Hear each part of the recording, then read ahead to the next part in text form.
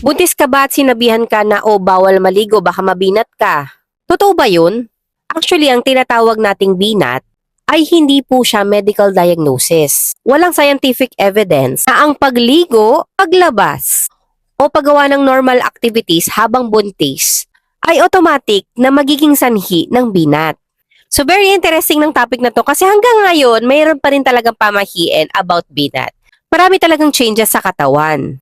Dahil syempre sa hormones, sa blood circulation, double work yan ang blood circulation during pregnancy At syempre sa growing baby. Kaya normal talaga na makaramdam ng pagod, hilo, body aches, kung saan-saan naman sumasakit yung katawan mo bigla, 'di ba? Syempre, discomfort. Normal yan.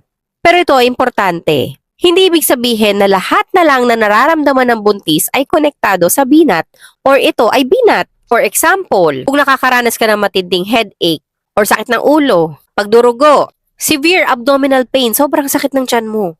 Hirap ka huminga, nawala or biglang pagbabago ng ng movement ni baby sa loob ng tiyan.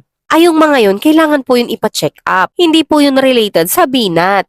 So instead na matakot sa binat, mas importante po na alam natin kung alin ang normal pregnancy changes.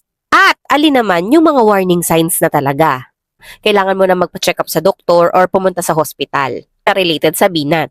Ayan, kung buntis ka, isave mo tong video na to para may bababalikan ka. O sa buntis ngayon, naka-experience ka ba na sinabihan ka na baka mabinat ka, wag mong gawin yan, wag mong gawin to, wag kang gumanyan. Share mo naman dyan sa comment section.